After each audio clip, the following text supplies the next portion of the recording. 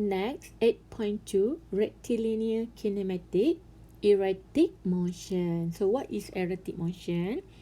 It is referred to a particle has changing motion. Okay, changing motion. Okay, if the motion is erratic, then its position, velocity, and acceleration cannot be described by a single mathematical function. So it can be described by a graph. Graph of what? Definitely, we need to identify. Is it we have the graph position versus time, velocity versus time, acceleration versus time. Okay, we have also the velocity versus position, acceleration versus position. Then we can identify what the question asks after we have identify what the graph has been given. So if one of this graph is given, then the others can be established using the differential relation between position, time, acceleration and velocity. So for this example, so the graph is given by the position versus time. So we have here position versus time, this type of graph. So here, what is the meanings of this slope? What is this slope means? So this slope here, for this case, for this graph, position versus time, we have two interval here. So we have two interval. First here we have t in between 0 and 30, and another one here t is in between 30 and 40. So we have two intervals. So the first interval, slope is given as is equal to 0.4 t square. And then the second slope is given as is equal to 2040 minus 360. So here, from the graph, can we determine the velocity? Can, right? Because we understood that if we given the s, we can derive to become velocity. So if we sketch, after we sketch the velocity, can we get the acceleration? Yes, definitely. Yeah, so that is the relationship. So based on the graph given, and then what the question want we to get is relate to each other. So it's either differentiate or integrate. Alright, so next, this is the applications of the graph. So definitely, if we have the graph given here, so we can determine anything. So here, let's for this example, how to analyze the motion of drop.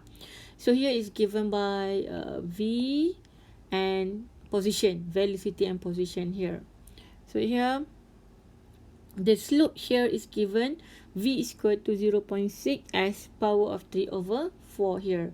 So here is the time, here is the position, and this is the velocity. So in many experiments, a velocity versus position profile is obtained. So graphing provide a good way to handle complex motion that will be difficult to describe with formula. So if we have velocity versus position graph for the trunk, how can we determine the acceleration? If we have s is equal to 1,500 feet. So definitely, we can get from this curve, right? Okay, the approach builds on the fact that slope and differentiate are linked, and the integration can be thought as a finding the area under the curve. Right. So this is another examples of the graph. So we have here position and versus time. So we have here velocity versus time. So let's say these two graph is related. So let's say here this slope is getting this velocity, and this one getting this one, and this one getting this one, and this one is this one. So first, after we have the slope for the position, then we can differentiate to determine the velocity. Alright. Okay, next, velocity functions of t versus t. So now we have graph velocity versus time. So here we have acceleration versus time. So here this is the slope, okay, for the velocity. So if you want to have the acceleration, we differentiate this slope, we determine this acceleration. And similar to this, come here, and this one come this, right? So maybe after this we can solve the question based on the graph given. Okay, this one we have position. Okay, if we have graph position versus time, but we want to get the velocity versus time, what we should do? We should integrate. We need to integrate the area under the curve here. So we need to integrate. So we integrate the acceleration, then we can get the velocity, right? Okay, and then here we have acceleration and also position. So here we want to get the velocity and position here. So as usual, we should integrate. So a more complex case is presented by the acceleration versus position, acceleration versus position graph. The area under the curve represent the change in velocity. So you can integrate to determine the velocity. So this system can be solved by the V1, allowing you to solve the velocity at a point. By doing the repeatedly, you can create a plot velocity versus distance. This one. Okay, the last one is the velocity versus position. This one, velocity versus position. So if you want to get the acceleration, you need to derive. Okay, right. So now what is the step for analysis? So here's step 1. We need to identify or specify the given graph. So what is the relationship in between position versus time? Is it velocity versus time, or acceleration versus time, or velocity versus position, or acceleration versus position diagram? So if any of this can be given, so you can determine any of the relation. Okay, so step 2 is depend. So you need to construct the new graph by finding the slope from the specified relationship, such as if you be given position versus time graph can be constructed by finding the slope at various point of the position versus time. So you need to differentiate the V. Next example 8.4. So here what we have the S versus position versus time graph for a sport car moving along a straight road. Determine the V versus T. So velocity versus time graph and the acceleration versus time graph over the time interval shown. So step 1. So what is the type of the graph? So definitely we have position versus time. So now from this graph, we need to construct the position versus time, and from this graph, we need to determine the acceleration versus time. So this is number 1. This is number 2. Alright. So here we have time. We have 2 interval, right? So this is first interval. This is second interval. First. This is second interval. Right. So step 1 done, and then step 2. So step 2, how to construct the velocity versus time graph. So we need to finding the slope of the position versus time. So we have identified here. And then how to construct the acceleration versus time graph. So we need, after we construct the velocity versus time graph, then we finding the slope at the velocity versus time graph to determine the acceleration versus time graph. Okay, next. So first, we need to plot the velocity versus time graph. So first, we get the first interval. We have t in between this one.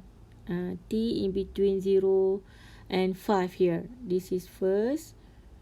T in between 0 and 5. Here.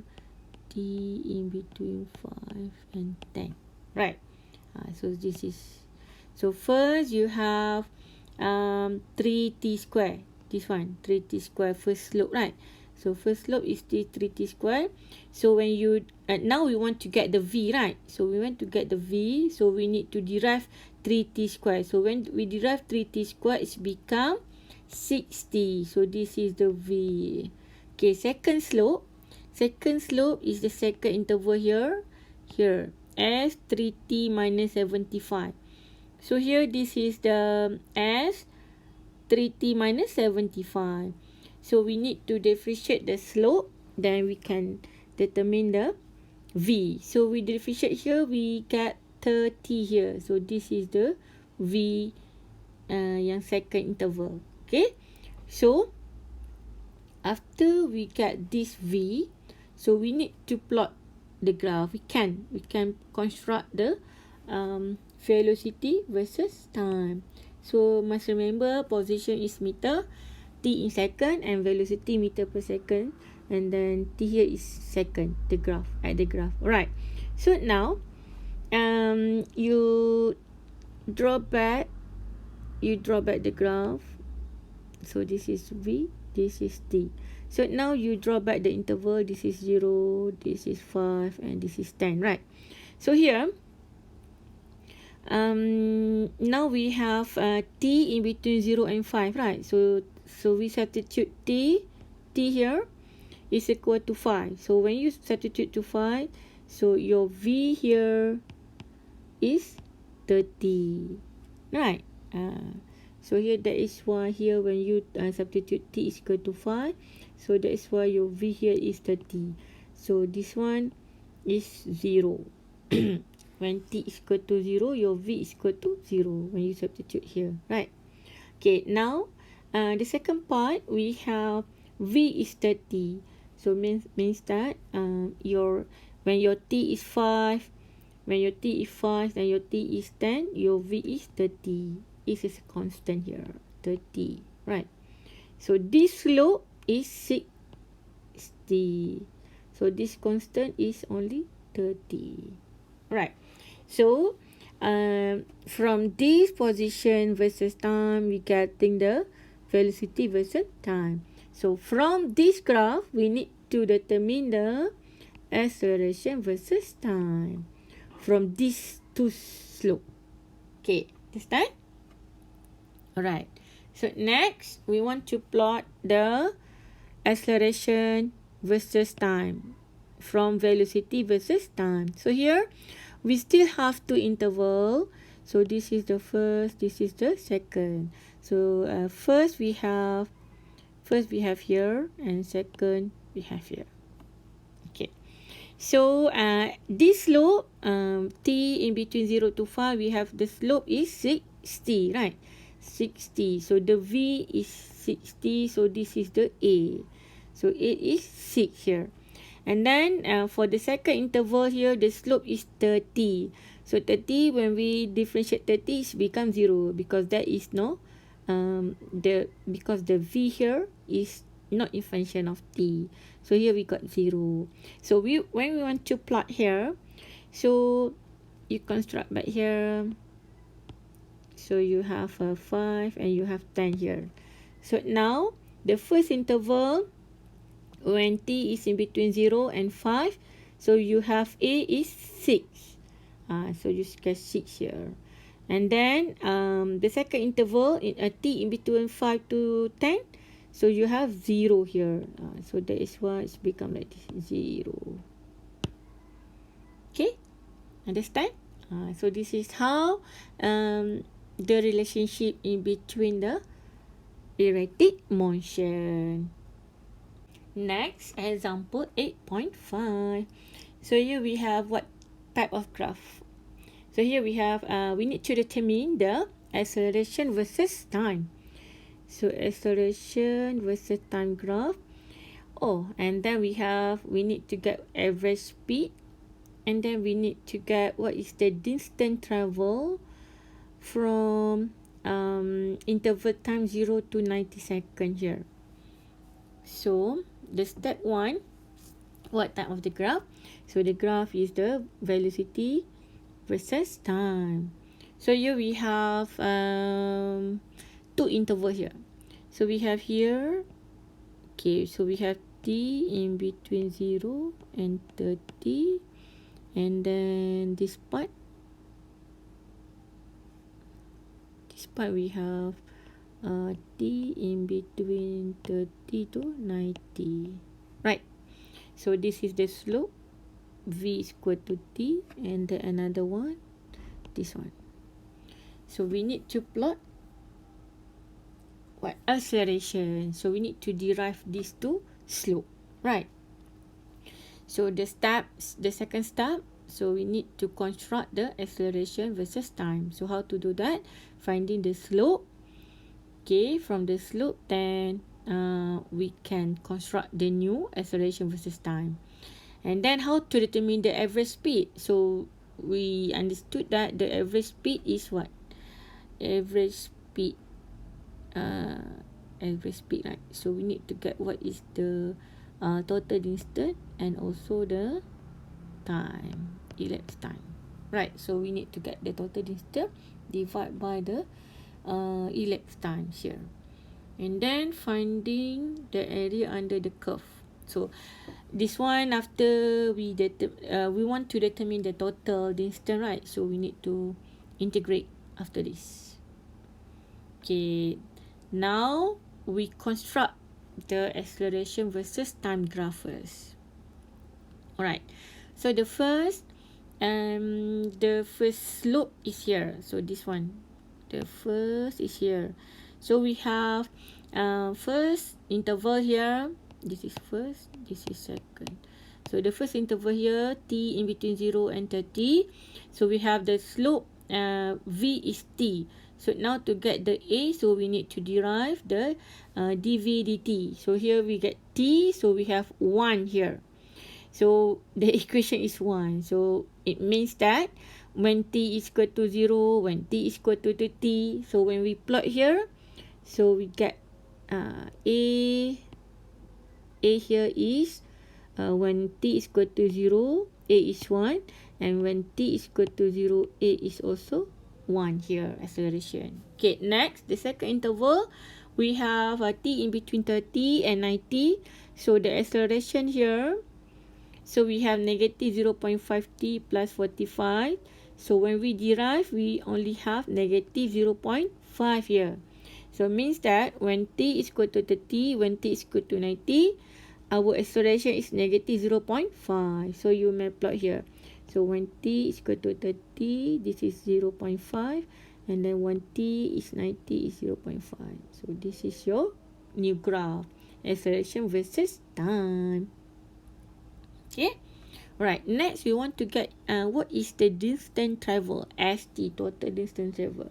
So we need to integrate area under the velocity versus time. So to determine the distance travel, so we have also 2 interval, right? So the first interval to determine the limit is in between 0 to 30, right? So here 0 to 30, so we integrate the t. So we integrate the t, so we can get the distance is half t squared. So half t squared. So here you substitute the limit 30 here because 0 to 30, right? So we get 450, the first interval. Okay, the second interval, we have 30 and 90 here. So this is the v. So we integrate this v, and then we have here. Okay, now you have 2 interval, right? So that is why you need to this interval 90 minus 30. So you get here is 900. So the total one, the total travel is 450 plus 900 become 1350 meter. Okay, next we want to get the average speed by using the equation. So this is the equation. Total distance traveled by the elapsed time. So time is 90. The total time is 90. And then this is 135. So you divide. So the average speed is equal to 50 meter per second. Understand? Right. So that's all for today. Hope you can achieve the outcome of the lecture, which is today we already done this one, number one and two. Okay, the kinematic of particle that move along the rectilinear straight line by using the three-differential equation, and the second objective is the kinematic of particle that has erratic or changing motion by a graph. See you for the next lecture. Bye.